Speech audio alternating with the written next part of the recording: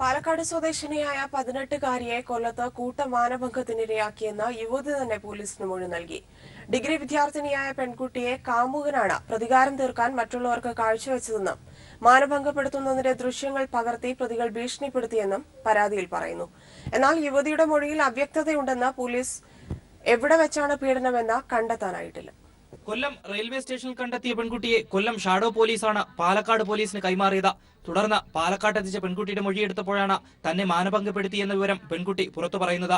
സംഭവത്തെക്കുറിച്ച് പോലീസ് പറയുന്നത് ഇപ്രകാരം: പാലക്കാട് സ്വദേശിയായ 18-കാരി പെൺകുട്ടി അയൽവാസിയായ യുവാവുമായി പ്രണയത്തിലായിരുന്നു.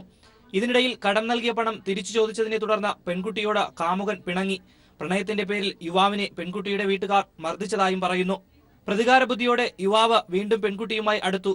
തുടർന്ന് കാമുകൻ ആവശ്യപ്പെട്ടതനുസരിച്ച് കഴിഞ്ഞ ബുധനാഴ്ച പെൺകുട്ടി കൊല്ലത്ത് വന്നു. എന്നാൽ കാമുകൻ എത്തിയില്ല.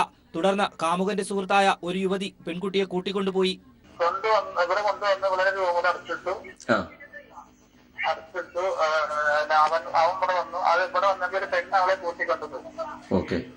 വെള്ളിയാഴ്ചയും ഞായറാഴ്ചയുമാണ് പെൺകുട്ടി കൂട്ടമാനഭംഗത്തിന് ഇരയായത്.